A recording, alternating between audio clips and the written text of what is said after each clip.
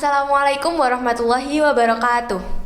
Halo Manners, selamat datang kembali pada Romansa. Nah, pada episode kali ini Romansa mengangkat topik yang lumayan terkhusus bagi perempuan, yakni memaksimalkan ibadah bagi perempuan yang tengah menstruasi di bulan Ramadan. Sebelum kita mulai untuk pembahasan topik ini, jangan lupa untuk like, comment, share, dan juga subscribe akun YouTube Man Satu Blitar.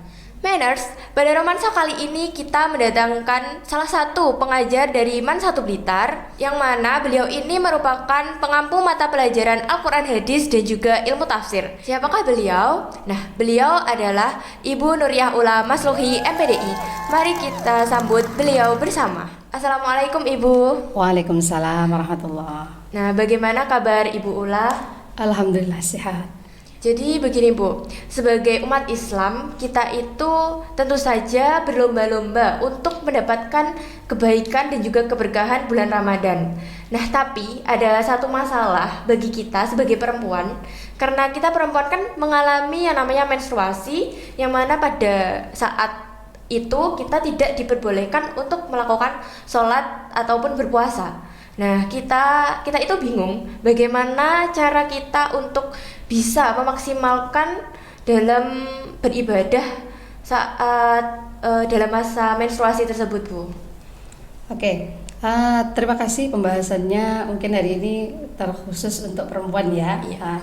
Meskipun sebenarnya mempelajari tentang kewanitaan itu sebenarnya bukan hanya perempuan saja yang wajib, tapi juga laki-laki. Meskipun beda hukum, jadi kalau perempuan mempelajari tentang Risalatul Mahid dan lain sebagainya yang berkaitan dengan fikih perempuan, itu kan fardu ain. Nah, tapi kalau laki-laki mempelajari Risalatul Mahid, kemudian fikih-fikih tentang perempuan, itu kan fardu kifayah. Nah, jadi sebenarnya semuanya memiliki kewajiban yang sama, karena ini misalkan perempuan. Nah, jadi perempuan kenapa memang harus belajar ilmu tentang keperempuanannya? Ya karena dia sendiri sebagai pelaku. Nah, artinya dia sebagai pelaku yang mana setiap bulannya, tapi seperti haid itu kan pasti mengalami. Jadi harus tahu dong, gitu loh. Jadi harus tahu apa yang harus dia lakukan, kemudian apa yang dilarang, kemudian harus berbuat seperti apa. Berarti kan dia harus tahu sendiri tentang apa yang ada pada dirinya setiap bulannya. Nah, kalau untuk laki-laki, kenapa fardu kifayah? Ya karena dirasa kalau misalkan si perempuan sudah bisa, misalkan istrinya atau anaknya bisa, maka beliau secara hukum itu adalah fardu kifayah. Gitu. Terus kemudian sebelum kita membahas tentang memaksimalkan ibadah, jadi kita harus tahu dulu. Sebenarnya haid ini kenapa? Kenapa kok sedih? Jadi kalau Ramadan, loh kok ternyata sudah dapat separuh, ternyata kok haid gitu ya? Gitu enggak? Iya kan? Karena saya sendiri juga gitu. Waduh, sudah setengah 6. Harusnya kan kurang 15 menit. Iya, kurang 15 menit toh. Nah, itu pasti ada perasaan sedih. Nah, ini yang perlu kita ketahui bersama. Nah, makanya harus kita tahu bahwasanya haid sendiri itu adalah darah yang keluar dari rahim perempuan, tidak karena sakit dan juga tidak karena setelah melahirkan atau biasa kita sebut dengan nifas. Nah, jadi justru pembahasan mengenai haid ini atau menstruasi ini justru oleh Al-Quran ini secara hikmahnya, artinya dengan adanya ayat yang membahas tentang perempuan yang haid itu justru memuliakan perempuan. Justru memuliakan perempuan karena kalau melihat dari ayat yang di situ itu turun, contoh seperti surat Al-Baqarah ayat 222, wa yas'alunaka 'anil mahid qul huwa adza fa'tazilun nisaa fil mahid wa la taqrabuhunna hatta yadhun ila akhirih. Itu kan surat Al-Baqarah ayat 222. Nah, jadi peristiwa yang melatar belakangi ayat ini turun atau asbabun nuzulnya, nah itu kan karena perlakuan yang kurang manusiawi terhadap perempuan. Iya. Jadi ada perlakuan yang mendiskreditkan perempuan, seolah-olah perempuan yang dalam keadaan menstruasi atau haid itu tidak boleh berbaur dengan siapapun, termasuk juga keluarganya.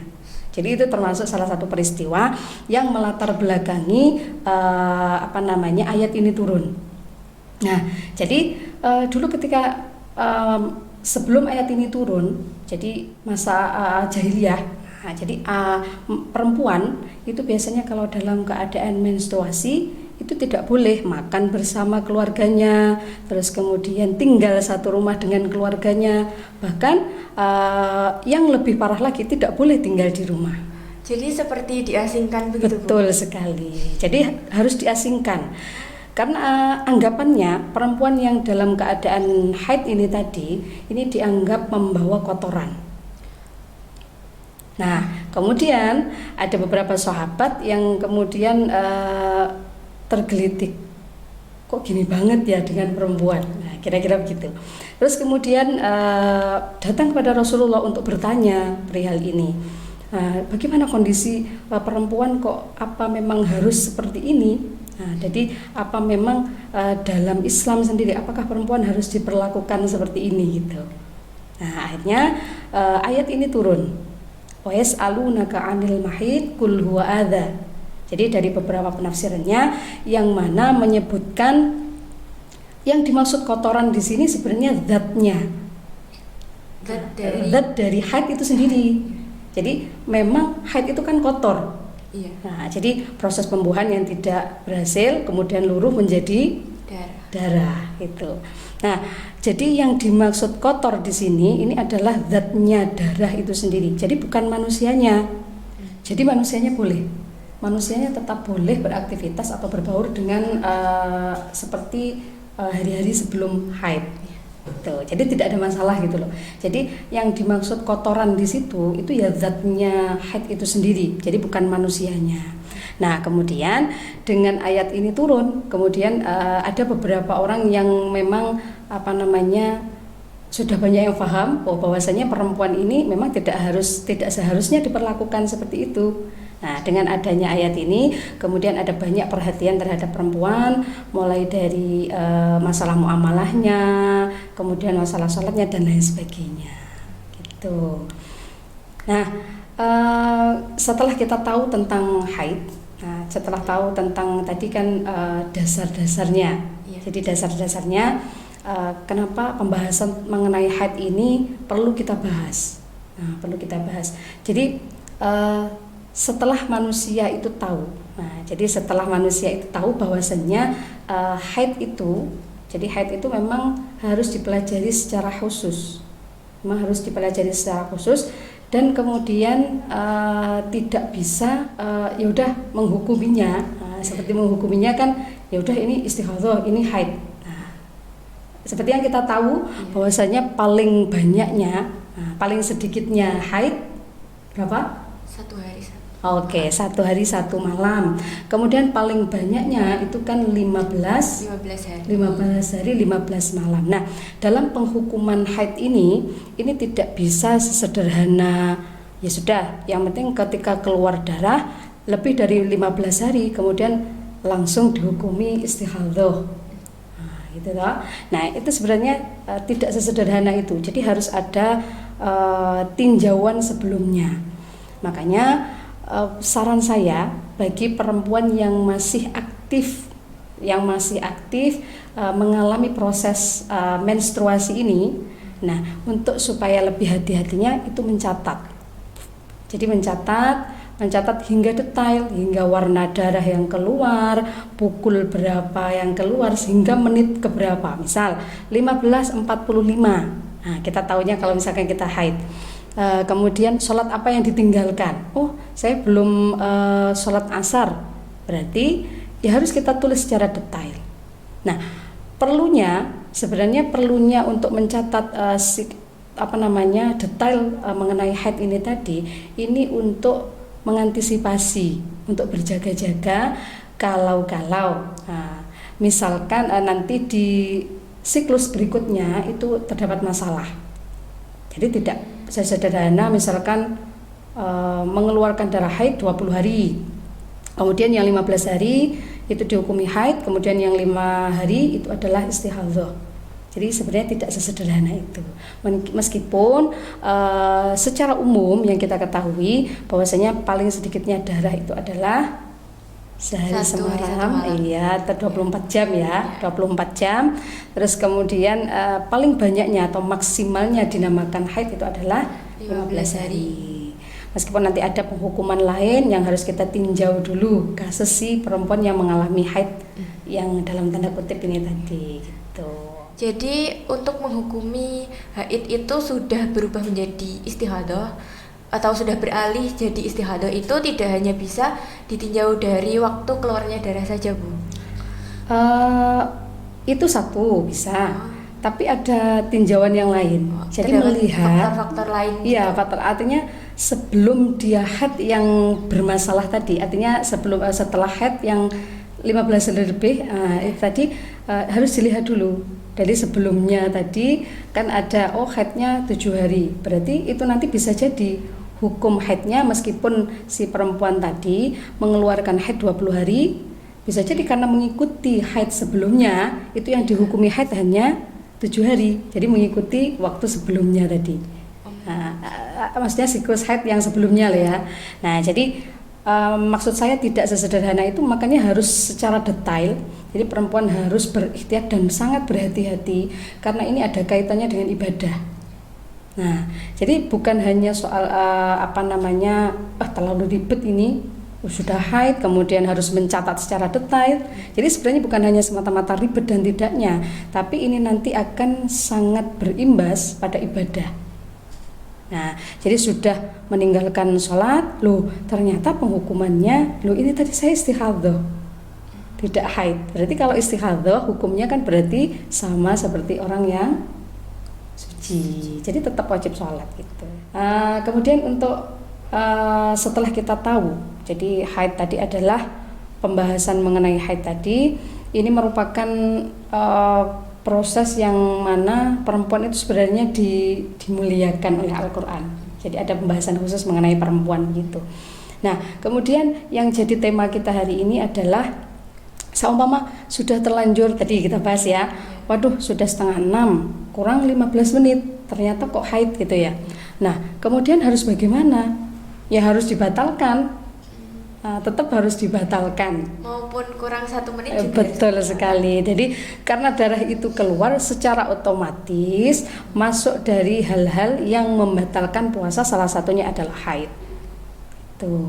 Meskipun dengan berat hati, jadi termasuk penerimaan. Nah ini yang perlu kita rubah ya, supaya kita istilahnya tidak kecewa. Waduh capek-capek puasa dari pagi, nah kemudian sudah hampir maghrib, kemudian keluar darah. Nah pasti ada rasa kecewa, terus kemudian sedih. Sebenarnya ini yang perlu kita pahami bersama. Sebenarnya tidak perlu sedih. Karena dari beberapa kitab itu juga disampaikan bahwasanya penerimaan kita terhadap qadarullah. Nah, itu kan takdirnya Allah loh. Nah, jadi penerimaan kita terhadap takdir Allah yang semacam itu, nah itu juga merupakan takwa gitu. Nah, jadi dari takwa tadi, nah itu berarti kan kita sudah menjalankan taat kepada Allah. Nah, di situ apakah tidak ada pahalanya? Ya, pasti ada. Insya Allah ada gitu ya. Kalau dari beberapa kitab yang kita ketahui, ya kalau kita taat, ya nanti ada ganjarannya, yaitu ya berupa pahala itu gitu. Nah, untuk memaksimalkannya, nah berarti kalau kita sudah terlanjur haid, nah artinya kita sudah dalam kondisi haid, lantas apa untuk mengganti ibadah-ibadah yang kita tidak bisa sholat tarawih, kemudian tidak bisa berpuasa. Nah ini yang perlu kita pahami bersama, bahwasanya sebenarnya puasa itu bukan penghalang. Haid maksud saya, mohon maaf. Jadi haid itu sebenarnya tidak menjadi penghalang gitu loh. Jadi dalam Ramadan, yang mana Ramadan sendiri itu memiliki banyak kemuliaan, makanya oleh beberapa ulama ada yang menyebutnya syahrul syam, syahrul Quran, syahrul ghafur, syahrul tarbiyah dan lain sebagainya. Artinya dari beberapa kemuliaan Ramadan ini, apakah perempuan yang dalam keadaan haid ini juga bisa dapat gitu loh. Nah, jadi itu juga menjadi salah satu yang sedikit mengusik Sayyidah Aisyah. Nah, Sayyidah Aisyah. Jadi kalau kita dibandingkan dengan Sayyidah Aisyah ya tidak ada apa-apanya.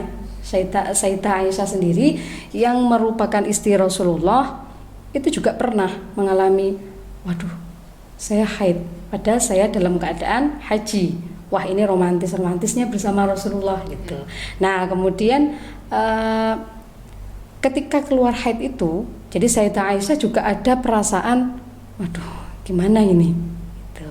Nah, kemudian Rasulullah diingatkan, tidak usah bersedih. Nah, tidak usah bersedih karena haidmu ini adalah dari Allah, pasti ada kebaikan di dalamnya.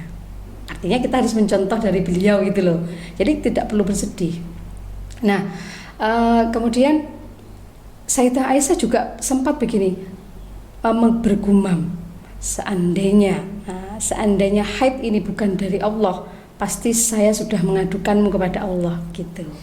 Seandainya kamu tidak ditakdirkan hadir hari ini dan itu yang menghadirkan adalah Allah, pasti saya juga akan mengadukan itu pada Allah. Nah, balik lagi, karena ini semuanya atas qadarullah, berarti pasti ada kebaikan di dalamnya. Tuh, jadi tidak perlu artinya tidak perlu dibuat seperti sedih, kemudian tidak bisa beribadah selain harus sholat, harus puasa 30 hari, kan harus begitu ya. Nah, jadi masih banyak. Jadi Ramadan itu menyajikan menu ketakwaan itu banyak sekali. Jadi tidak hanya sholat, puasa, atau itikaf, membaca Al-Quran, kan itu larangannya ya. Jadi tidak perlu bersedih. Kan ada banyak sekali menu yang bisa kita pilih. Nah, misalkan kita di warung gitu ya. Oh, kita memang senengnya nasi goreng, tapi hari ini kita nggak boleh makan nasi goreng. Misalkan ada orang tertentu sakit, tidak boleh makan terlalu banyak minyak. Berarti kita kan bisa memilih menu yang lainnya. Masih Banyak opsi lain gitu loh. Jadi tidak perlu bersedih, toh juga tetap bisa makan kan gitu toh.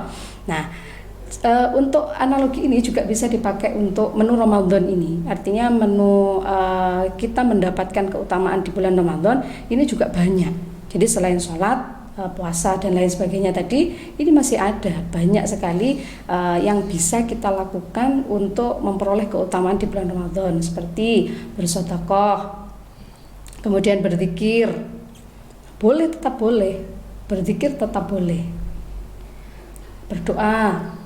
Bahkan kalau misalkan kita dalam keadaan thalabul ilmi, mencari ilmu, nah itu juga masuk di dalamnya itu, yang mana pahalanya juga bisa setara dengan sholat dan puasa.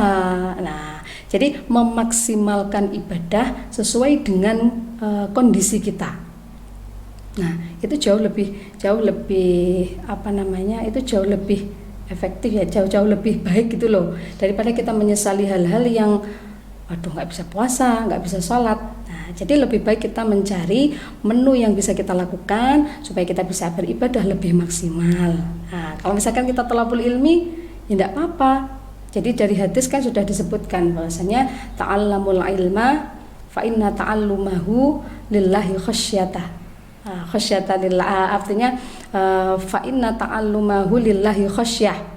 Kemudian wa talabahu ibadah, wa madarasatahu tasbihun, wal bahthu anhu jihadun. Dari situ mencari ilmunya saja itu loh sudah ibadah, apalagi mengkajinya itu merupakan ya keutamaan tersendiri. Kemudian membahas ilmu itu juga termasuk jihad. Jadi itu sudah double gitu loh kalau kita mau menghitung pahala ya. Artinya tidak perlu bersedih ketika perempuan yang dalam keadaan haid itu tidak bisa berpuasa atau beribadah yang lainnya seperti orang yang dalam keadaan suci. Itu. Wah, berarti banyak sekali cara-cara kita untuk beribadah sesuai dengan keadaan kita. Nah, terima kasih Ibu atas penjelasannya. Nah, jadi ini juga terdapat beberapa titipan pertanyaan dari teman-teman. Nah, untuk pertanyaan pertama itu dari akun @hanung_fa_hiana @pejuanghijrah253. Nah, untuk pertanyaannya itu sudah terjawab sebenarnya di penjelasan Ibu tadi, tapi bisa Ibu tegaskan kembali, yakni tentang selain berzikir itu apa sih ibadah yang bisa kita lakukan di bulan Ramadan sebagai perempuan yang tengah menstruasi? Oke, kalau tadi saya menyinggung yang lebih ditekankan. Jadi kalau misalkan kondisi kita sekarang sedang thalabul ilmi, ya berarti itu saja yang kita maksimalkan. Nah, selain bersedekah juga bisa. Kemudian membantu menyiapkan berbuka dan sahur di rumah itu juga bisa. Tapi artinya yang bisa kita maksimalkan, karena misalkan di sekolah jam 7 sampai jam 2 ya. Nah, jadi dari jam 7 sampai jam 2 itu bisa kita bisa meniatkan itu untuk ya ibadah, untuk mengganti pahala yang kalau orang lain bisa berpuasa, kita juga bisa thalabul ilmi, apalagi kita perempuan. Nah, karena perempuan sendiri di situ harus tahu bahwasanya saya perempuan, kalau sekarang saya diberikan rukhsah berarti tidak berpuasa, berarti saya harus mengoptimalkan dong. Nah, jadi harus mengoptimalkan itu bagaimana saya juga bisa mendapatkan sesuatu yang sama, minimal sama lah dengan orang yang hari ini tengah berpuasa gitu. Ya, kalau mengacu ke perempuan dan mencari ilmu, nah ini ada tambahan ya, tadi kita tambahi. Jadi ada adibu auladakum khamsa wa ishrin qabla wiladatihim. Nah, jadi didiklah anakmu itu 25 tahun sebelum dia dilahirkan. Nah, jadi artinya apa? Mumpung kita masih dalam keadaan yang menuntut ilmu, artinya dalam status thalabul ilmi, apalagi kita sebagai perempuan ya kita maksimalkan. Kita maksimalkan itu, kita harus terdidik, kemudian kita harus berilmu. Nah, kemudian kita harus mempersiapkan generasi untuk keturunan kita nanti, bagaimana mendapatkan keturunan yang soleh-solehah, kemudian cerdas, kemudian berilmu, baik dan lain sebagainya. Nah, itu kita persiapkan memang jauh sebelum anak itu terlahir. Jadi momen ini bisa menguatkan tadi ya pertanyaan ini tadi. Jadi kalau memang yang bertanya perempuan, saya kira itu bisa jadi tambahan motivasi. Nah, gitu. Nah, jadi untuk teman-teman semuanya itu tidak perlu merasa khawatir ataupun gelisah kalau saat sedang berpuasa itu kita tiba-tiba mendapati menstruasi, kayak aduh kok tiba-tiba menstruasi, nanti gimana aku tadarusnya, gimana amalanku yang lainnya. Itu tidak perlu, karena masih banyak sekali amalan yang bisa kita lakukan selain berpuasa, tadarus ataupun sholat. Nah, untuk pertanyaan kedua dari akun @sofyan_jamil_kurniawan.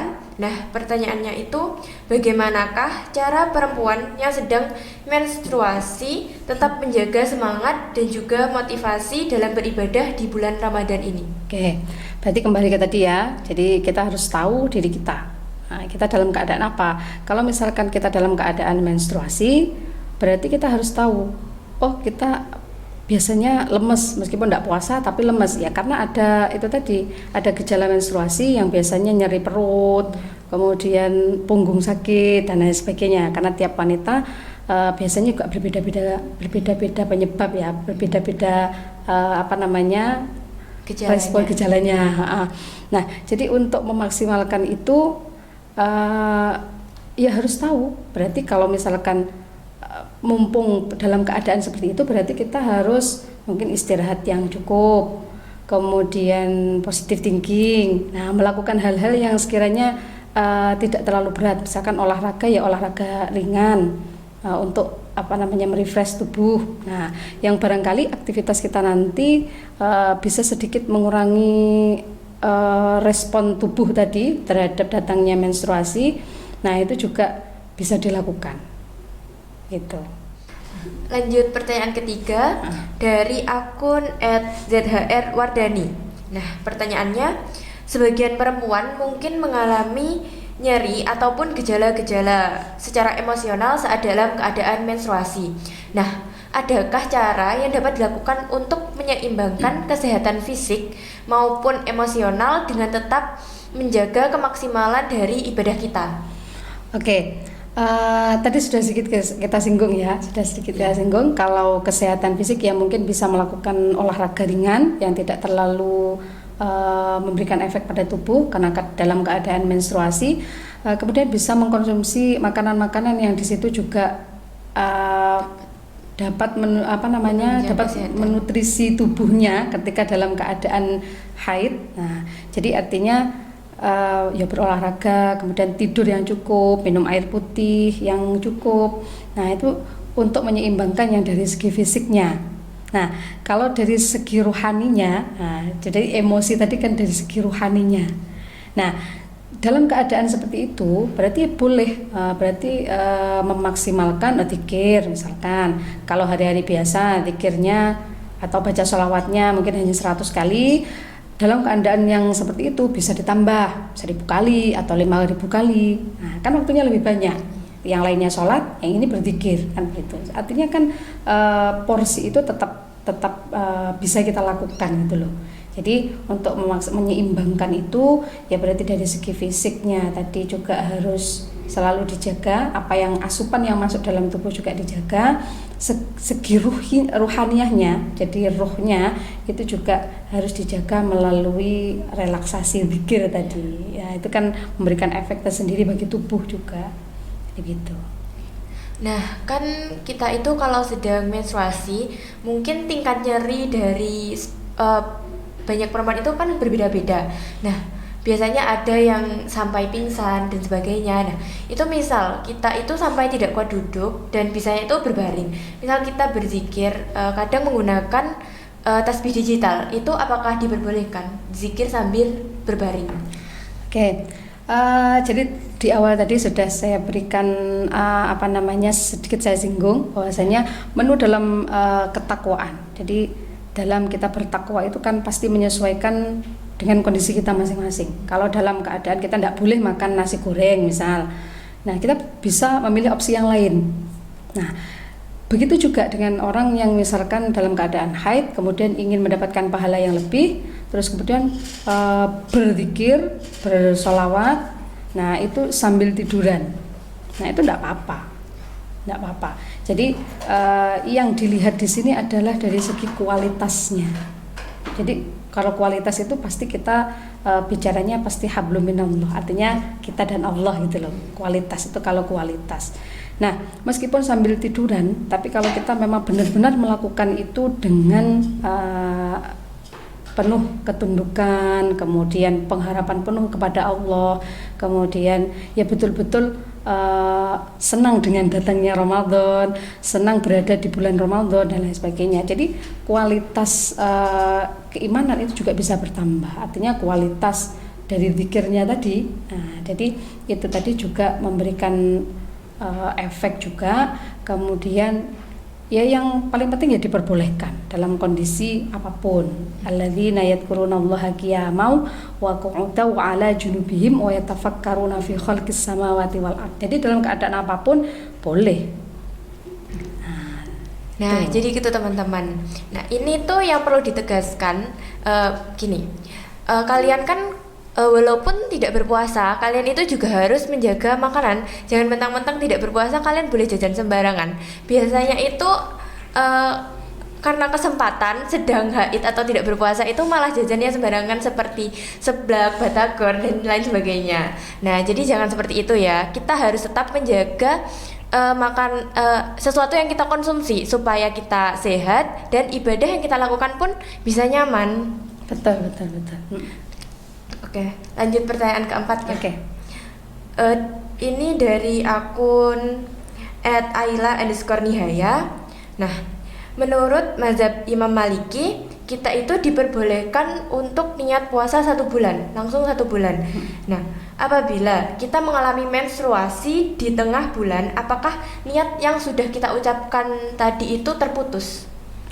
Oke, jadi kalau memang menurut Imam Maliki itu memang memperbolehkan. Jadi malam 1 Ramadan itu berniat untuk sekaligus 30 hari. Nah, itu memang diperbolehkan. Nah, tetapi ketika nanti di tengah-tengah itu darah haidnya keluar, nah itu kemudian apakah terputus? Nah, kita kembalikan lagi kepada hukum asalnya. Jadi malam yajma'i siyama qabla al-fajri fala siyamalah. Jadi seseorang yang tidak meniatkan dirinya untuk berpuasa di hari itu sebelum fajar, maka dia dianggap tidak berpuasa. Jadi harus ketika sudah suci, berarti orang tersebut, perempuan tersebut harus memperbaharui lagi niatnya untuk puasa selanjutnya. Jadi dari beberapa qaul yang yang masyhur itu puasanya ya niatnya. Jadi niatnya harus mengulang lagi setelah perempuan tersebut nanti suci gitu. Langsung pertanyaan selanjutnya dari akun @afifaff_. Nah, jika kita tengah menstruasi, lalu pada jam 10 pagi darah sudah berhenti, lalu kita segera bersuci. Nah, itu bagaimanakah hukum makan dan minum di waktu setelah kita bersuci tersebut? Oke.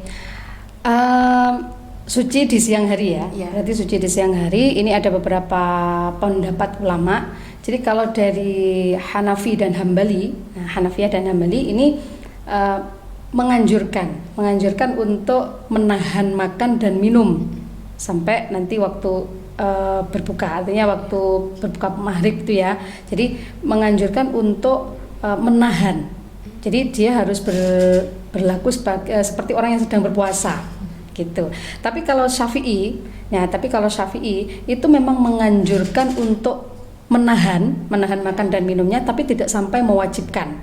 Beda dengan yang Hanafi dengan Hambali tadi ya. Nah, tapi kalau Maliki ini malah diperbolehkan.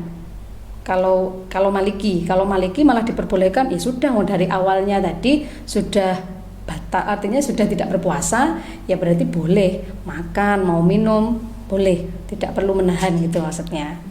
Tapi untuk hukum yang menahan itu puasanya tetap diganti. Tetap diganti, karena dari pagi dia dalam keadaan haid, dan haid itu meskipun kurang 1 menit, itu kan tetap harus dia dihukumi haid. Nah, jadi puasa yang hari itu dia itu dalam keadaan separuh-separuh, yang separuh haid, yang separuh suci, ya itu tetap 1 hari itu harus diqadha gitu. Pertanyaan selanjutnya dari akun @ernots_kins. Nah, ketika kita sedang haid lalu sudah suci beberapa hari, namun ternyata dalam beberapa hari itu kita sudah mulai berpuasa. Nah, ternyata di hari berikutnya itu kita kedapatan keluar darah lagi. Nah, itu bagaimana hukum puasa kita yang ada di tengah-tengah tersebut? Oke, kalau ini secara umum ya berarti ya. Berarti kalau sebelum darah itu keluarnya tidak melebihi 15 hari, nah itu kan berarti dihukumi haid. Misal 5 hari keluar darah, kemudian 2 hari suci, berarti otomatis orang tersebut 2 hari kan berpuasa. Ya. Nah, kemudian keluar lagi 5 hari. Keluar dari 5 hari ya, berarti total keseluruhannya adalah 12 hari. Nah, 12 hari ini karena tidak melebihi 15 hari, berarti orang tersebut dalam keadaan haid. Nah, kalau dalam keadaan haid, berarti secara otomatis puasanya yang 2 tadi di tengah-tengah itu juga wajib diqadha, karena kedudukannya atau posisinya perempuan tersebut dalam kondisi haid gitu. Lanjut, ini pertanyaan terakhir. Oke. Dari akun @firahvaka dan juga @hna_malia_. Nah, pertanyaannya, bagaimanakah adab bagi orang yang tengah menstruasi jika dikelilingi atau di sekitarnya itu banyak orang yang tengah berpuasa? Oke. Sebenarnya makan dan minum, makan artinya melakukan hal-hal yang di situ boleh dilakukan oleh orang yang sedang haid, itu sebenarnya kan ya diperbolehkan atau dipersilahkan. Nah, tapi kita kembali lagi kepada adab. Jadi adab kita, karena pada bulan Ramadan, lebih baik karena di situ ada beberapa pertimbangan. Jadi yang dianjurkan oleh beberapa ulama ini mengacu pada orang Majusi. Orang Majusi kan bukan Islam, berarti orang yang menyembah api. Orang yang menyembah api. Nah, itu sangat menghormati orang yang tengah berpuasa. Sangat menghormati orang yang berpuasa. Bahkan saking orang tersebut itu menghormati bulan puasa, ketika anaknya yang Majusi juga itu makan dan minum di hadapan orang Islam, itu dimarahi, marah besar. Nah, kemudian aktivitas itu dilakukan setiap tahunnya ketika Ramadan. Artinya beliau sangat mengagungkan Ramadan, artinya sangat menghormati bulan Ramadan dan senang. Nah, ternyata dari beliau yang menghormati Ramadan tadi, menghormati bulan Ramadan, akhirnya ketika meninggal, nah suatu hari ini langsung aja, jadi orang Majusi ini tadi meninggal. Kemudian ketika meninggal ada salah satu ulama malamnya, nah, jadi malamnya setelah orang tersebut meninggal ada ulama yang bermimpi bertemu dengan orang ini tadi, orang Majusi ini tadi. Nah, orang Majusi ini tadi mendapatkan kenikmatan kubur yang di situ ya dianggap oleh ulama ini tadi luar biasa. Kemudian ditanya, apa yang membuat Anda itu bisa seperti ini? Nah, kemudian si orang Majusi ini tadi menjawab, saya dulu ketika semasa masih hidup itu sangat menghormati orang yang sedang berpuasa, sangat senang dengan orang yang berpuasa. Artinya sangat betul-betul itu dijadikan sebuah prinsip bahwasanya ketika berpuasa saya juga harus menghormati.